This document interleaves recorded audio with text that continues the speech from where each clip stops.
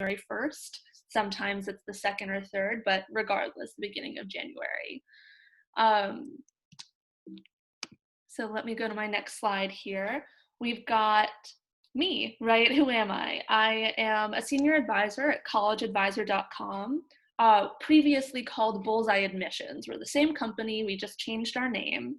And in terms of my background, I graduated from Yale with a Bachelor of Arts in Religious Studies, concentrating in environmental studies in 2016. I was very into niche academia, and that's reflected in my major.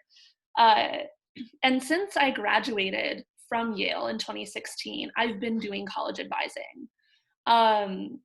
And I've helped more than 60 students. By the end of this admission cycle, I'll have helped more than 75 students. And I've helped students get into schools like Stanford, Brown, Cornell, Dartmouth, UT Austin, UMich, you name it. There are a lot of schools because a lot of students apply to a lot of schools.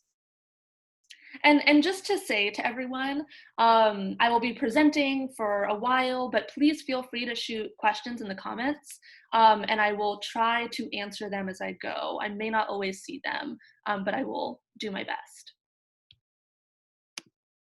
All right, so you're getting ready to submit, right? We're about 2 weeks out from the majority of regular decision deadlines. How do you know you're ready?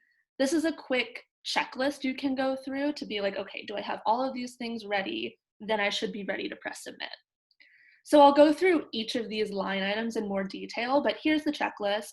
First is the application, right? Like for a lot of people, it will be the common application that you're submitting to Harvard or Johns Hopkins or UMich or University of Maryland.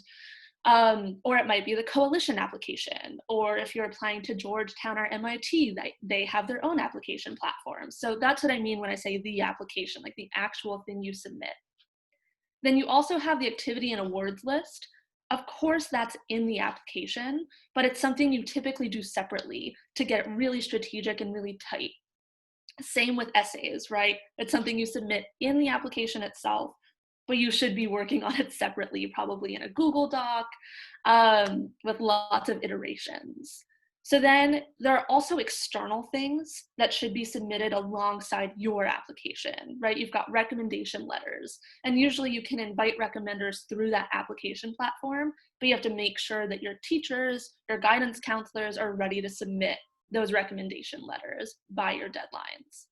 And then you also have to submit the official transcript. Most of these application platforms ask you to self-report your grades. They also want to corroborate it, and that has to be sent out by your school.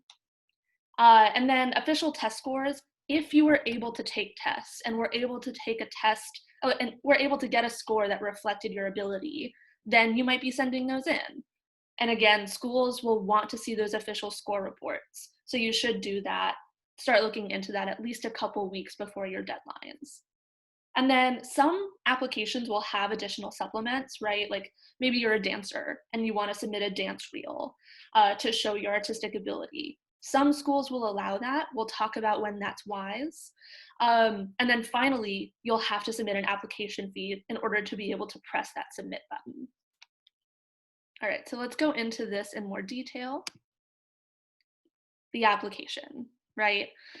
So there's a lot of information out there in the world and on the internet about what schools want in their applications. Not all of it is accurate. So if you're ever in doubt, always go to the application itself. And no matter what, even if you're not in doubt, you think you know exactly what this school is requiring from you, the application is the best source. Make sure you've gone through every question. And the reason I really point to that is that sometimes when you answer a question a certain way, it will self-populate more answers. So I'll most commonly reference the Common App because it's most widely used and because it's the one I'm most familiar with, but other application platforms can work similarly, right? So like in the Common App, if you indicate at a certain school, I'm applying to the College of Science and Engineering, that might self-populate an extra essay that you didn't know about. So make sure you've gone through everything, you've answered every question so that you know all the information that's required of you. And then, right, each of these applications will ask for logistical information, personal information, and information about your family. right? So there's probably information you don't know that well, but your parents or guardians will know. So ask them to corroborate their information. This leads into my next point, which is like check all the information you input into those applications. You should make sure all that information is accurate. Some people are like, oh, like I remember loosely my grades. Like I think I got an A in this class, or I roughly, like I have a 4.0, so I have A's in all my classes. Small mistakes, if there are discrepancies between your self-reported grades or your self-reported test scores, or information about where your parents went to school, and that's contradicted anywhere in official records, or it comes out as false somewhere along um, the process in which your application is reviewed, that can affect you negatively. So really make sure that like if you're entering your grades, have your transcript right next to you and enter the exact grades. Ask your parents, okay, is this your occupation? Is this the school you went to? Once you press submit, that information is locked. You can't change it. And these are all preventable mistakes. This is not to get you really amped up and really scared, but just like be thorough, be accurate, and be detailed oriented, and that will really help you. And then finally, if you feel like you're really getting ready to finish this application and you've probably looked at it for a lot of hours, you should get someone else to read it top to bottom, because they'll catch the little things that you're used to seeing. Maybe you missed a preposition between two words, or there's a weird font that you didn't realize after you copy and pasted your essay into a text box. Having someone else look it over is really helpful, whether it's a parent who hasn't seen your application for hours on end, or maybe you're working with an advisor. Like I often do that for my clients. I'll log into the application, I'll look it over top to bottom just to say like, hey, that looks good. So that's a really helpful step to take. All right. So the activity and awards lists are a really important part of your application. So it's important to use this strategically and to know when they're ready. So when you're writing these lists and you're finalizing them, particularly in the Common App, right? Like there are very limited character counts. You have 50 characters to write the position description. You have 150 characters to describe the whole activity, which can be really limiting. Use every single character that's available to you for new information, right? So if you've indicated elsewhere within that activity that you, like your time commitment, right? The Common App asks for that. How many weeks per year, how many hours per week do you devote to this activity? You don't have to repeat that information in your activity description. Use it for things you couldn't communicate elsewhere. Or if you were able to say, I'm captain of varsity lacrosse in your position and leadership description, don't repeat it in the bigger text box you have to describe the activity. Instead, use that text box to say, I won 3 championship titles and I organized fundraisers so that we can teach little kids how to play lacrosse. Those are the things, like the impact and leadership. Those are the things you really want to save for that activity description. So sometimes, right, usually people will work in a separate document, writing things like their activity and awards list. At some point, you're going to have to copy and paste it over. Really make sure that all of your descriptions, every bit of information you input, meets the application's character limits, and know what they are for different schools. So like the UC application was already due, but we'll use that as an example compared to the Common App. In the UC application, what is it? Like you have a couple hundred words, or now I'm missing the exact number, but you have a lot more space to talk about your activities than you do in the Common App. So you have to know what the requirements are for each application platform. Another important thing is to know the order within your lists. And what I mean by that is, right, like the Common App allows you to have 10 activities, and you have to order them. One of them comes first, and then second, third, fourth, fifth, so on and so forth. You want your most impressive activities to come first. These are the ones that are really like the crown jewels of your applications. And that can mean a lot of things, right? Like these are the activities that you devote the most time to, that you have some really impressive achievements in. where you have noticeable impact, right? Quantifiable impact. I donated 10,000 books to 10 schools throughout my district, which made, impacted 200 classrooms. Those sorts of things are really good, and those things should appear higher in your list. And the reason I'm stressing order so much is like it's important for the flow of your application, but also some application platforms will not allow you to rearrange your activities once you've inputted all of them. So if you've gone through the trouble and you've already listed, all 10 or 15 activities, depending on what your application platform allows, and then you realize, oh shoot, like my best activities, like sitting somewhere in the middle and it should have been up top, you'll have to delete everything in order to rearrange. So be strategic, know what you're doing, and then enter everything very accurately, thoroughly, and with intention. So I'll finish this slide, and then I think I saw some Q&A, so I will open those in a second. So another thing you should be aware of when you're finalizing your activity and awards lists is how these lists are talking to the other bits of your application, right? So chances are, in some of your essays, you are talking about an activity you listed in your activity list. You shouldn't, in that essay, repeat verbatim what you said in your activity list. The activity list is a resume. It's short and it's meant to be short, right? So in your essays, those are personal. It's where you get to really show off who you are. This is your personal appeal to the admissions officers to say, hey, you should like me, and I'm a really good fit for your school, and here are the reasons.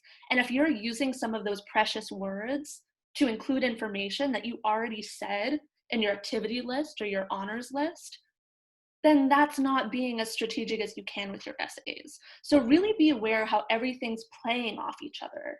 And so maybe like you realized you could only include the metrics about your most impressive activity. Like not everyone has this, and don't fear if you haven't done this. But like I worked with a student last year who literally invented a new like technique for spinal surgery. It was wild, right? So like he had that 150 characters to describe this. So he probably needed more space in his essays to talk about the inspiration for it and like the personal narrative that got him there. Be aware, right, how all these pieces of information are fitting together. And sometimes they can be really quick fixes. Like you realize, oh, one of my sentences in an essay was reiterating exactly what I wrote in an activity description. Let me rework that one sentence. It'll take you 15 minutes and it'll vastly improve your application. All right, so let me check this Q&A box if it will work. I'm not the most tech savvy. I saw it appear for a second and then it disappeared. I'll check the chat. Feel free to, it looks like the chat is working better for me. So if you have questions you want seen right now, feel free to drop them in the chat. Can my junior start inputting data in the Common App now and save along the way? I believe that's fine. What you do want to be aware of, like things in the Common App, that should work well. But a lot of schools will officially release their applications for the next admission cycle in August. And I saw this happen to a couple students this year, right? Like Stanford has had the same essay questions for years, but this year they changed them ever so slightly. So I had a number of clients, right, start filling out the Common App and working in a separate document, writing essays that they didn't need to write because they're no longer accepted by Stanford. So just make sure that you're not doing any work that might be replicated or might be irrelevant. I'm also not sure it's the best time to start putting in activities in junior year because, again, you really want to know the height of your achievement. You want to know everything you did in order to show it off best in your descriptions. So I'll often give my clients like a template to work in, like a Google spreadsheet or an Excel sheet. I think that's a great place to start working on how you might describe your activities, and then you can keep editing that as you make achievements, as you gain success in your different activities. And there was a brief question about where I went to college. I went to Yale. I got my Bachelor of Arts from Yale in 2016. All right. So Another thing you need to make sure is ready are your essays. And clearly you want to make sure that they're finalized, you want to make sure that they're polished. Um, so maybe you're feeling good about your essays, like, okay, I wrote them, but how do I know they're ready? This is often the hardest thing for an applicant to decide, right? Like, they become very close to your heart, and you want to think that you can always rework them. At a certain point, you have to let them go and let them fly. So one of the things you should be really aware of when you're doing the final review of your essays is word limit, right? Each essay has a clear word limit, and in some cases, they'll have a minimum as well, right? Like this essay should be between 100 to 200 words. Stay within those stipulations. Often the application will cut you off. It won't let you input a 300 word essay. Also, reread the prompt again. Clearly, pause, then reread your essay and ask yourself, did I fully answer this prompt? And if you realize, oh, well, I kind of went off on a tangent, there are some like really quick fixes you can do to bring the focus back to the prompt. And usually it's a matter of just editing 1 or 2 sentences in your conclusion to justify that's why this story answered the prompt. And this is what this story shows about my personal growth and my values. Because that's what a lot of essays are asking, even if it doesn't sound like it. So if you've probably been working on your essays forever, right? Maybe you've been staring at them for 10 hours straight. That's not super healthy. I don't recommend that, right? But like you've been looking at one essay for a long time. Walk away for a little bit, right? Like if you have the time, put the essay away for 2 days, 3 days, even a week, depending how far out you are from the deadline. Because when you're too close to an essay, you stop seeing it accurately. Then come back at it again with fresh eyes. And you might be surprised and see like, oh, this is great. Or you might realize, oh boy, there are a couple grammatical issues I did not catch because my mind was filling in words that weren't there or changing verb tenses. So another thing you can do is read your essay aloud to catch any stray mistakes or awkward syntax. And awkward syntax, what I mean by that is like, does it actually sound like the way you would speak? Does it sound like the way you write? Or when you read it, are you like, well, what did I mean when I say that? If you're having that question when you're reading your essay aloud, that's a really good sign that you should rework that sentence slightly so that it's clearer. Because admissions officers are reading your essays quickly and they want to get a sense of who you are. So your essays should be polished and they should be clear.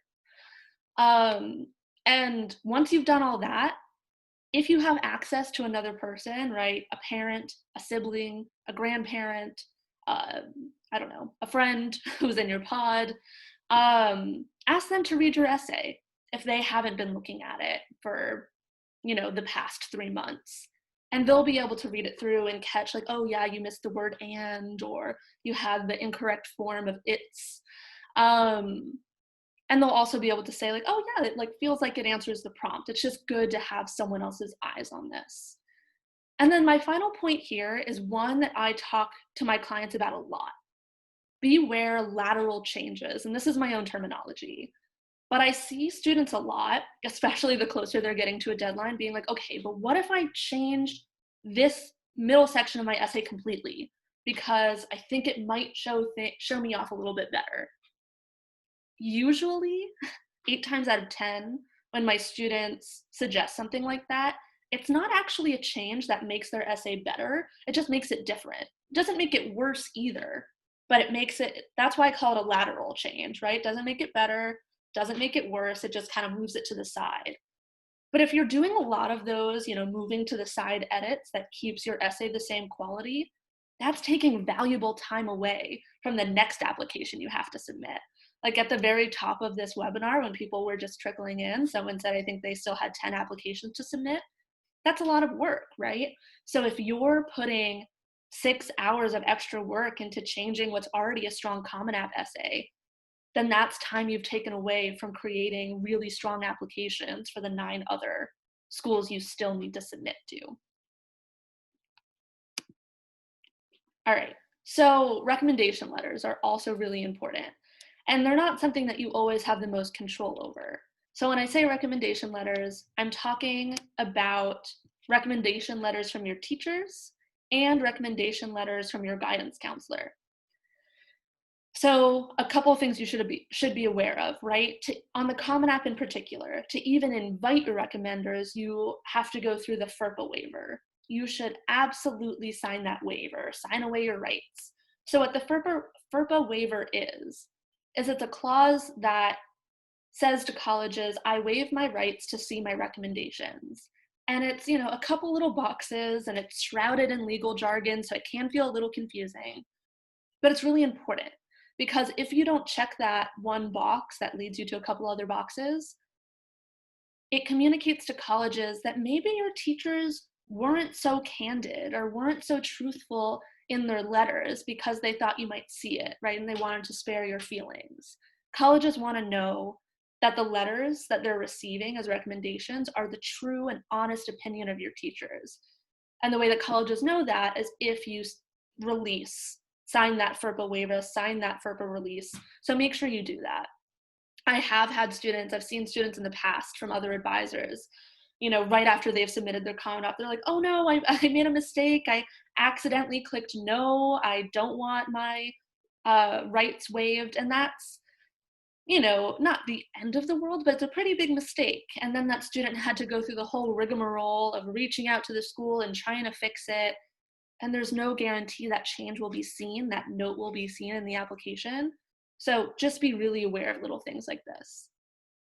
So another thing you should do is check in with your recommenders a couple weeks before your deadlines to, start with graciousness and gratefulness. Thank you so much for agreeing to write this recommendation for me. I really, value what I've learned from you, and, I'm really excited to apply to college. Just to remind you, my first deadlines are on January 1st to these and these schools. Are you ready to submit your recommendation? That's completely within your right to ask, and it's a good little reminder to teachers who might be overwhelmed, right? They're building online curriculum, maybe they're grading your finals, and maybe they have a lot of other recommendations to write. So just check in with them. If it comes to this, you will have some teachers who don't submit their recommendations when you'd like them to. Like maybe you want to submit your application 5 days before the deadline, but your teacher's not ready for that. You can submit your application without that recommendation uploaded. That is completely allowed. Once you get to, you've been communicating with your teacher and it's clear, they might be a little bit late, don't aim for that, right? Try to be really communicative with your teachers, and everything should be on time. But if your recommendations are a little bit late, that won't count against you, right? Colleges accept your application as submitted if all of your information is complete, fully filled out, and sent into the school by their deadline. That being said, if your teacher's a little bit late on their recommendation, they should submit it within a couple of days of the deadline. If it's submitted beyond that, again, it messes up the review of your application and it look incomplete, and it puts unnecessary holds on you being reviewed as an applicant. All right, let me see if I can find the Q&A again. Will it open? No. Okay, let me try the chat again then. Just to clarify, are the essays populated within the Common App specific to each school? Or do we go to each school's admissions website and look for their particular essay to enter into the Common App in August?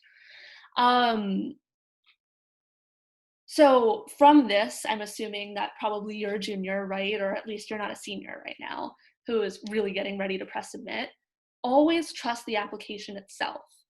Yes, you can go to schools' admissions websites and say oh, these are their questions for this year. They'll probably be the same next year. And you can start thinking about the essays you'll write and drafting them, or at least brainstorming. I wouldn't go to drafting yet. But a lot of schools don't officially release their current applications for the next application cycle, right? You'll be applying 2021 to 2022. Those aren't officially released until August for many, many schools. If you start working on the application before then, there's a slight chance, right? You'll be answering outdated essays. So it's not to say you can't get started, but You have to be prepared for that eventuality. And if you're ever wondering, right, I'm seeing some discrepancy between the application or what the admissions website says or what a college advising blog says, trust the application and answer every question to make sure that, if you've answered, I'm a legacy at this school, it might self-populate another question. Or if you've answered, I'm applying to the School of Public Health, that might self-populate another question. So make sure you're answering all the information. All right. So it's not mandatory to submit a letter of recommendation. It depends on the school. So always check your school's particular requirements. And often the Common App will say it, right? This school requires the guidance counselor recommendation and 2 teacher recommendations. This school requires the guidance counselor recommendation and 1 teacher recommendation. It will vary school to school. It's really important for you to do that research and figure it out. In my experience, the majority of schools want that guidance counselor recommendation. It's sometimes called the secondary school report. That's really important because it puts your academic achievements within the context of your school, right? Like my school didn't offer APs, so I had 0 AP classes, but it didn't hurt me because my guidance counselor explained we don't offer AP classes, but Zoe has a really high GPA. It's the highest we've seen in a number of years. So I still had a very strong academic profile. And then in addition to that guidance counselor letter, a lot of schools also require 2 recommendation letters from 2 core academic teachers, right? Not your PE teacher, but like English and Spanish or so on and so forth, right? Math and US history. Those are core academic teachers, and they should be teachers who know you and can speak to your personality and can speak to some of your accomplishments outside of the classroom as well.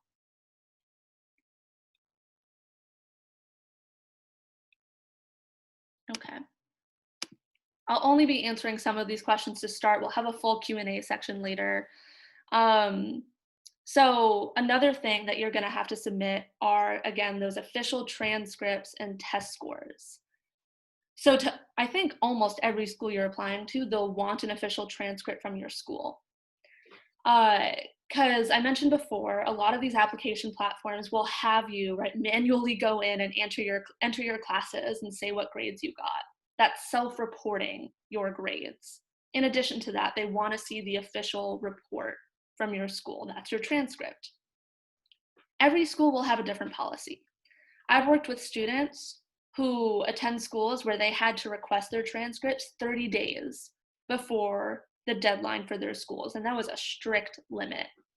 I've had schools where they really didn't care, right? And you could request the transcript a couple days before the deadline and it would work out just fine. Ask your guidance counselor, ask your principal, right? Know what your school's policies are and request that transcript with ample time before each of your application deadlines. This year, right, with coronavirus, everything is different. The majority of schools are test optional. But if you are submitting test scores, then a lot of schools will require that you also submit the official score report, again, to corroborate the information you self-reported in those applications. This can take some time because of the bureaucratic nature of just sending reports. So you should request those as early as possible, at least 2 to 4 weeks before each of your applications are due. All right, so another thing that I mentioned a little bit before is just make sure that your self-reported grades and your test scores match your reports exactly. I've seen this too. I've seen clients who are working with other advisors really worried, like I submitted the wrong SAT score by 10 points. It's not the end of the world, but it can come off the wrong way, right? It can come off a little deceitful, and that can affect your admissions decision. Colleges want to see, pardon me, that you're truthful. So just be really clear. These are mistakes that you can avoid. Know what your scores are, know what your grades are, enter them correctly the first time around. So some last things you might be submitting in an application are 1, additional supplements. So I'll use Stanford as an example. So, or maybe I'll use Yale instead. So at Yale, you can submit an art supplement if you want, right? It can be a recording of you dancing.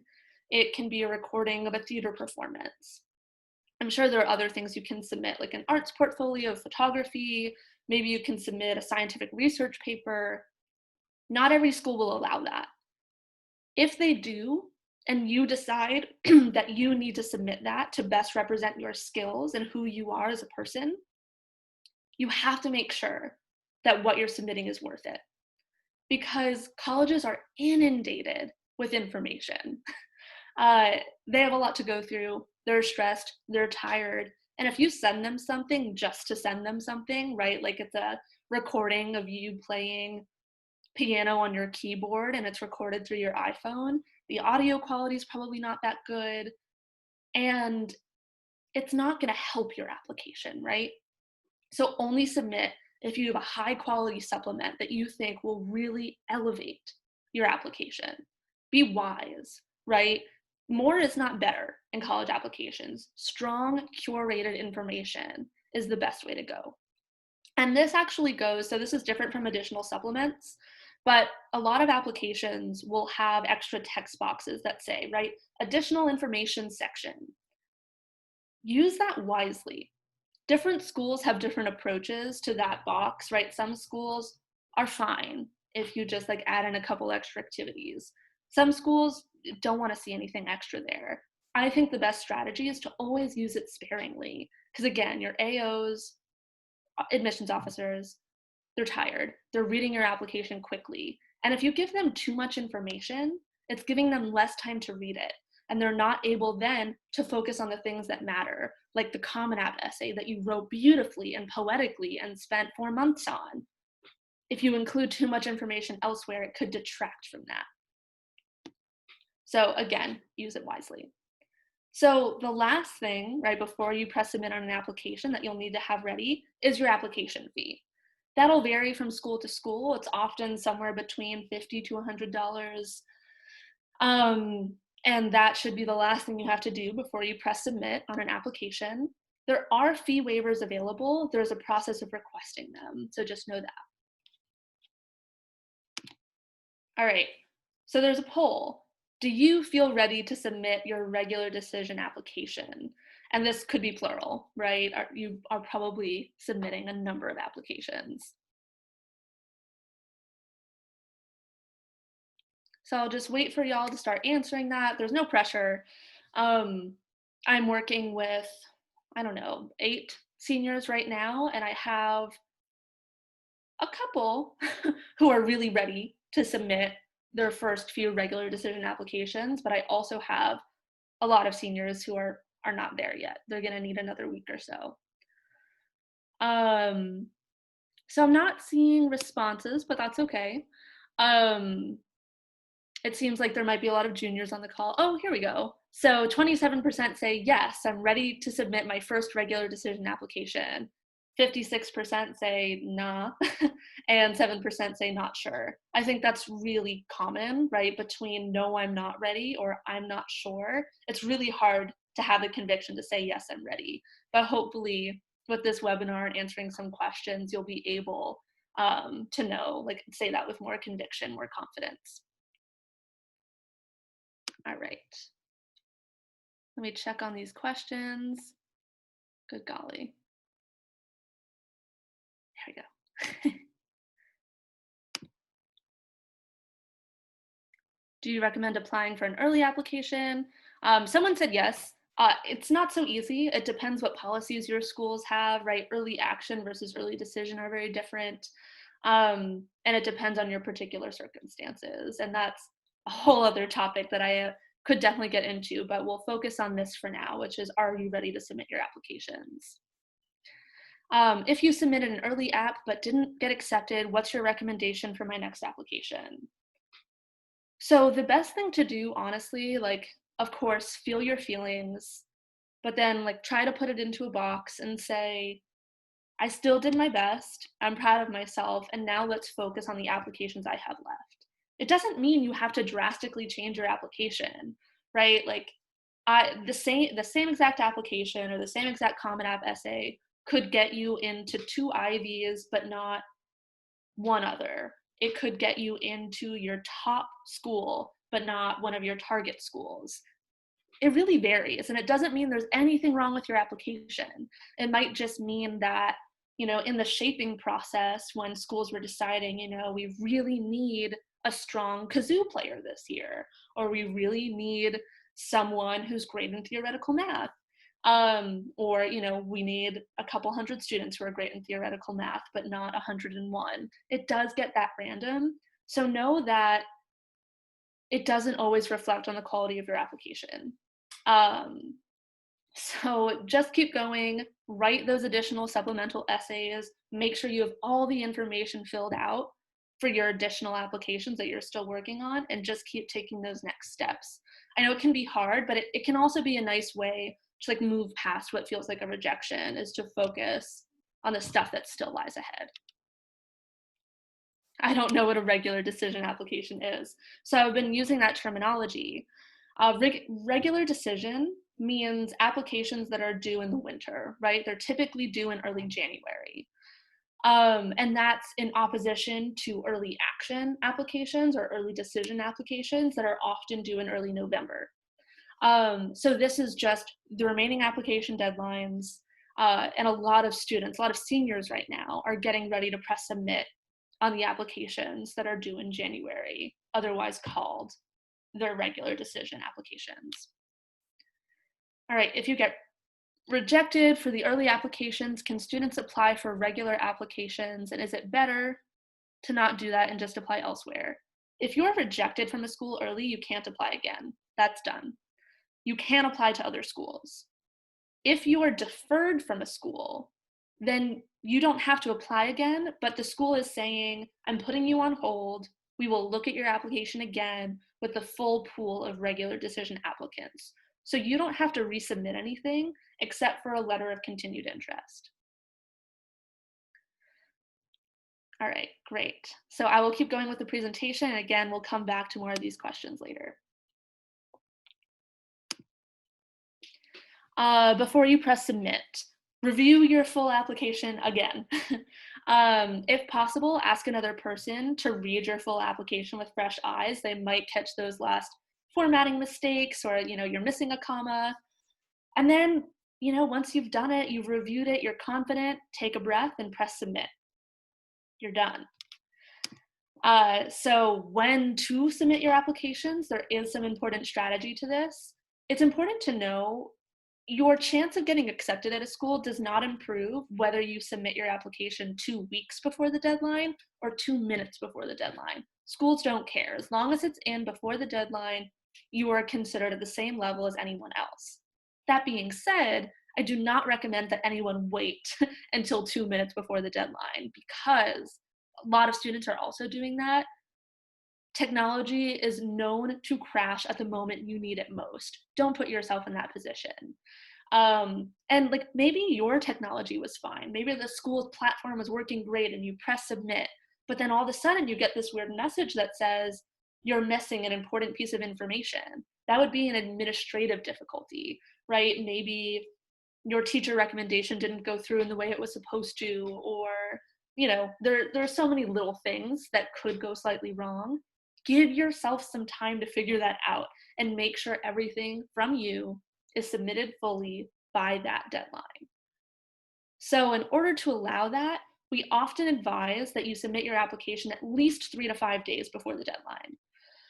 You can submit a week before or 2 weeks before. Beyond 2 weeks, I don't necessarily recommend applying that much earlier, because like I said before, once you press submit on an application, it's gone, right? It's done. That is what will be reviewed for your chance of acceptance at your schools.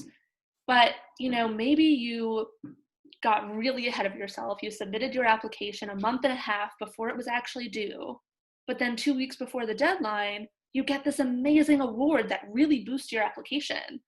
Yes, you can send an email to the admissions office saying, hey, I won this really cool award. There's no guarantee that note will make it into your application folder, or that it will be held as seriously as the stuff that was officially submitted. So Don't submit way before a deadline. Make sure all of your information is as accurate and up to date as possible. Um, and give yourself 3 to 5 days, maybe a week before the deadline to submit your application. You can do it in an easeful way. So after you press submit, breathe. You did it. With that, I think of the Legally Blonde, right? You did it. You will have some questions. You'll have some doubts and what ifs after you press submit. I see this from students all the time. But the fact of the matter is you press submit, right? Your application is finalized, so you can't change it now. So know that you did your part, know that you did everything you could, and move on to what you can affect. So if you have applications that are still left, work on those, right? Focus your attention on the things that you can still change. If you need to update your application, you can contact the admissions office, whether it's emailing them or calling them, and they'll tell you how to submit a little bit of information. You can, but I try to avoid this at all costs because, again, it's not guaranteed that those notes will actually make it into the application portfolio that's reviewed and is seen by your admissions officers. So don't put yourself in the position where something important might be missed. So post-submission steps, if you're applying for financial aid, know the deadlines for your schools. Financial aid deadlines are usually different from application deadlines. Once you know the deadline, the financial aid deadline for your schools, and you know what they require, whether it's the FAFSA or the CSS, don't worry if you don't know these terms, if you're not applying for financial aid. Know what's due, know when it's due, and submit it as soon as possible.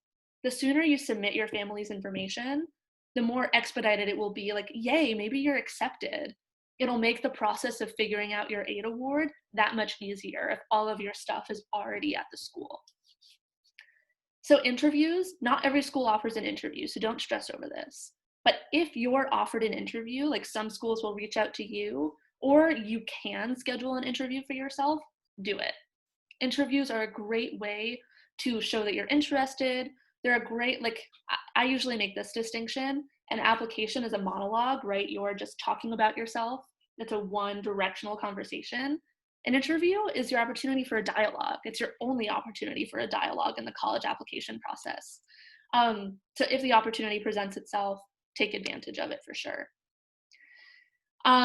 Finally, for your post-submission steps, curate your online presence. Make sure all of the content on your social media accounts is appropriate. Inappropriate or insensitive content can affect your admissions decision. It can keep you from being accepted, right? If you have anything that's illegal, inappropriate, bigoted shown on your social media accounts, anywhere in your online presence, you might not be accepted at a school. Or maybe you were accepted at your dream school, but then it comes to that school's attention that you said something offensive or did something wrong that's shown online. They can rescind that acceptance. It happens to students every year.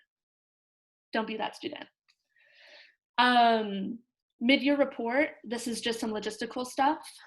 Your guidance counselor will submit an update to your grades once your first semester grades are finalized and submitted, or your second trimester. And this is just to show schools that you're still keeping up with your academic performance that you applied with. So that's the presentation. I went through some questions as we talked. But I will now go into answering questions more directly, hopefully in the Q&A section. That's not working for me, so I'm gonna stop sharing my screen just to see if that allows me. Great, there's my Q&A.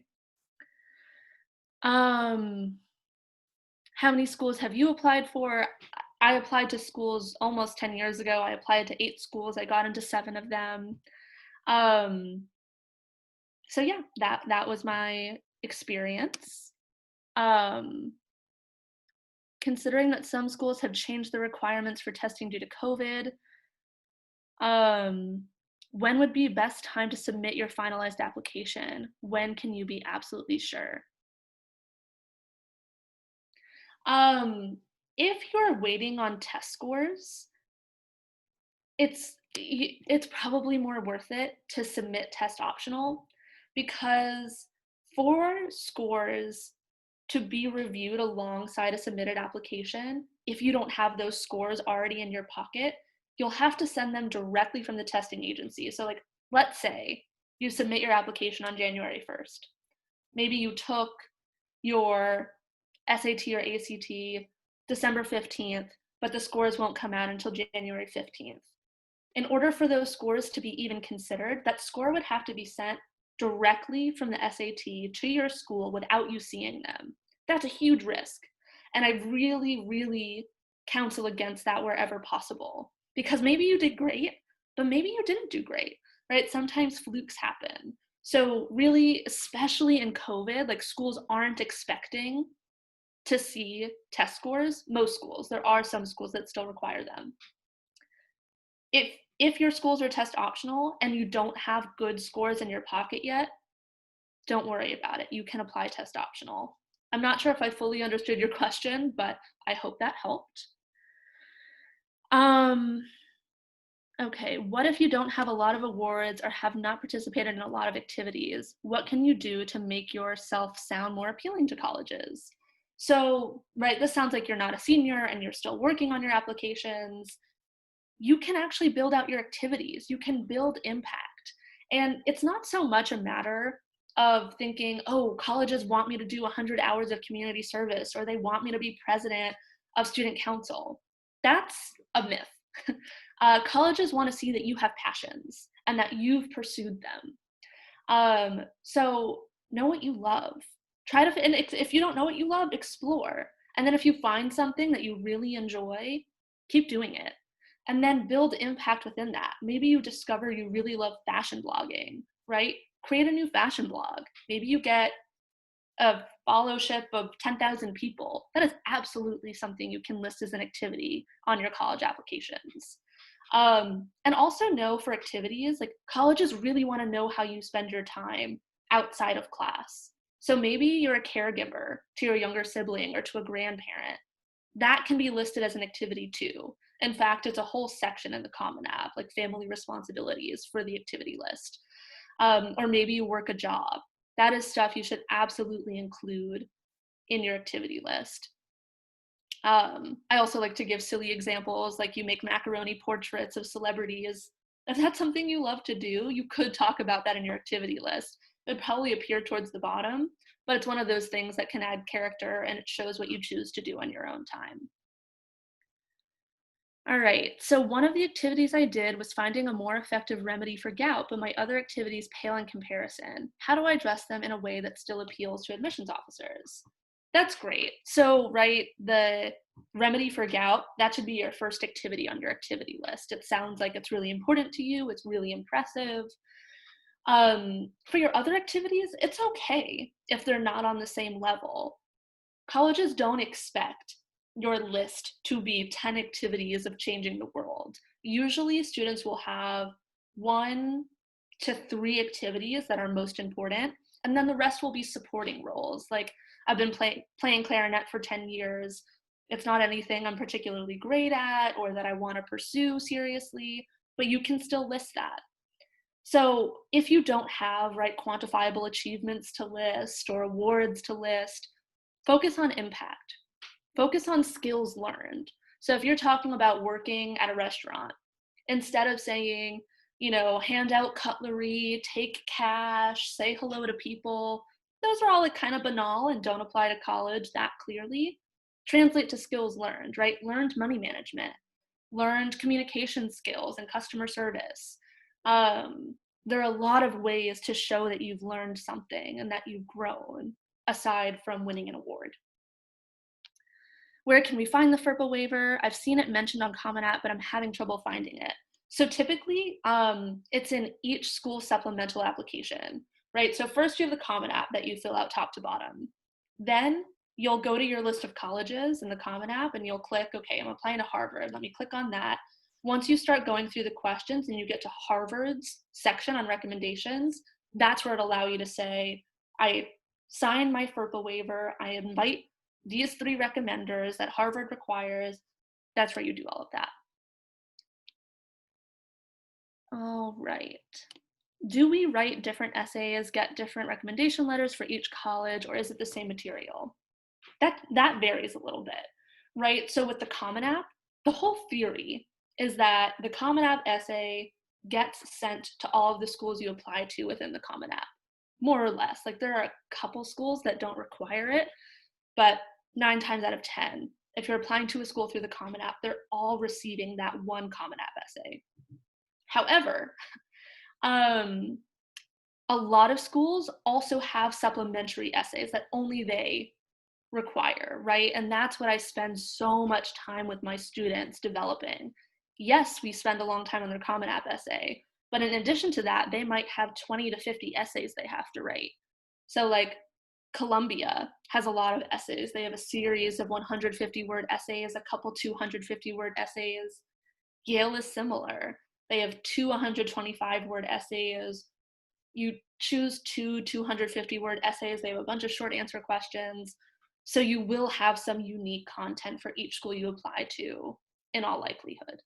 In terms of recommendation letters, those typically don't have to change from school to school. I know of some students who do ask their recommenders to tailor each recommendation to each school they're applying to. You could do that. It can be strategic, but it's also requesting a lot of labor from your recommenders, and it's not all that necessary.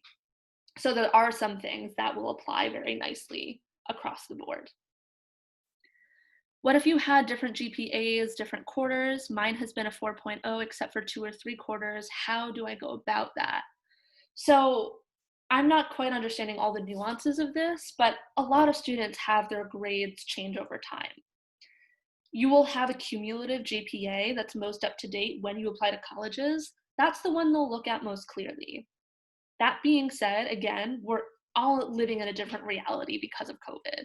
Colleges will be more understanding if there was a shift in your grades when you transition to remote learning. Or, maybe it was completely unrelated to COVID. Maybe your grades dropped sophomore year because your mom was sick and you had to spend more time taking care of your siblings. That's okay. And that is a really good place to take advantage of the additional information section of any application to say like, hey, here's the personal context for the things I was going through to explain why my grades have wavered a little bit. Would I need to send score reports for AP exams too? That varies a little school to school. Often schools don't need official score reports for the AP until you're accepted at that school. And having great AP scores is awesome. Tangibly, the way it mostly helps you is once you are accepted to a school and you matriculate there, some schools will be like, great, you got a 5 on AP Calc AB. You don't have to take this math prerequisite and you can move into a higher level math course. That's where APs tend to be really helpful. All right, let me see. Are there personal COVID-19 pandemic stories and losses considered as sob stories, or should I write that in the supplemental essay? I decided not to include it in my first application. Can I add it in my Common App for my next applications? So this has a couple layers to it. Yes, you can update your application from school to school. Know that for the Common App essay in particular, I believe there's this like little rule in fine print where you can only update it 3 times. So you can't submit a completely original Common App essay to all 12 schools you're applying to. But yes, like you can answer the COVID supplement for one school and not for another. If you've been personally affected, there's been loss in your life, or a parent lost a job and that's really affected your ability to interact with school, you should absolutely answer that optional COVID supplement. And the reason they give it to you is so that you don't have to use your precious supplemental essays to Harvard or University of Maryland or UMich talking about that. They want to give you a space to address it so that you can focus on other things in your other essays. I hope that's clear. You can absolutely include it. People have different advice for that part of the application. I think you should really only answer it if you've been severely impacted by COVID, because a lot of students have had trips canceled or tests canceled. That's the new normal. So I don't think that's the way you should use that COVID supplement. But again, if you've had like severe personal impacts, please do write that story. Can you please tell me more about social media stuff? Does checking the social media account is mandatory? How it works in general? Do I have to provide them with that, or will they find me on their own? Not every school is going to do a deep dive into your social media, but that is publicly available information. And some schools do look, right? Or maybe, some students make the news because they said some insensitive comment on their social media. And if you've been accepted at a school and they catch wind of that, they're probably going to want to sever those ties pretty quickly. Schools don't want to be associated with that kind of controversy and, be associated with a student who's expressing bigoted thoughts. So, like, keep it professional, right? Like, don't show yourself doing anything illegal. Don't say anything bigoted on your social media account and have it available. Hopefully you wouldn't do that anyway. So barring those really extreme examples, your social media is probably okay, but you should go through your own social media. It's a really good practice because as you go out in the world more and more, people will be judging you based on that. Yeah, it's a good professional practice. Do the activities need to be within the high school years only, not in middle school? Yes. You should only include activities you did in high school. There are some activities, like maybe you started in middle school and you continued throughout high school. Obviously, you can include that because you did it in high school. But colleges want to hear what you did throughout high school. They're not interested in the before. Does studying other stuff outside of school, like investments, count as an activity? Absolutely can. Yeah. If you took like a course and you got a grade in it, you can include that in the academic information or the academic section of your Common App. But if it's something like you self-study on your own and like you read these textbooks, you can absolutely write an activity, self-study iBanking, and explain what you do and why you do it. Does it help to request for an interview before we submit the application? It'll depend on the school. The when you do it doesn't matter so much. Just know your school's policies, right? So like, I know Yale well. You don't request an alumni interview. Once you've submitted your application, they'll reach out to certain students and say, hey, we'd like an interview. It's not necessarily indicative of your ability to get in. Sometimes they'll interview students they're on the fence about. If you're able to request an interview, do so ASAP, right? Like the sooner you can have that conversation, the better. Because it also gives you an opportunity to learn more about the schools you're applying to. Okay. What type of awards do you recommend?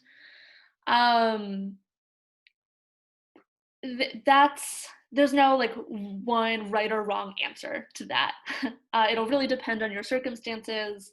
One really good tip I have is if you have awards associated with an activity, right? Like you're captain of varsity lacrosse and you won like a national championship or a state championship through lacrosse, that should appear in your activity list, right? Like that's really impressive, and you want to highlight things like that there. The awards and honors list should be more of a spillover, right? Awards that aren't associated with activities. And it can be things like you're on the honor roll, you took an AP scholar with distinction. Those are absolutely things you can list, along with community service awards, etc. An essay contest you won, that is all possible. All right, so I'll answer one last question. I know we're at the hour mark, and then we'll say, let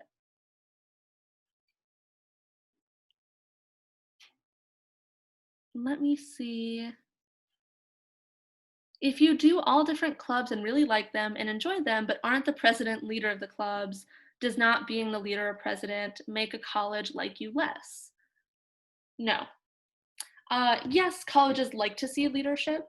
And if you're really invested in a club, you want to show personal initiative, right? So it's not necessary that you're the president of Eco Club, but if you're able to show, right, like I bring innovative solutions to the table and I increase the efficiency of our organization so that we're able to organize school-wide actions, That's what colleges are looking for. They're looking for impact, not just checking off the box of I'm treasurer or I'm president. Another technique you can use is, right, maybe you weren't elected president, but you want to take on some leadership or initiative within an activity, create something new, right? So if you're in Eco Club, you didn't get elected president, create a mentorship program with the local middle school. That's something you can absolutely write in your activity list. Say, I founded a mentorship program that affects 50 kids annually. Um, and that honestly will be more impressive than just being able to say president of Eco Club without having something to back it up. So I will leave it there for tonight. Um, Thank you all so much for coming. Again, I'm Zoe. I'm from collegeadvisor.com, and it was such a pleasure to be with you all.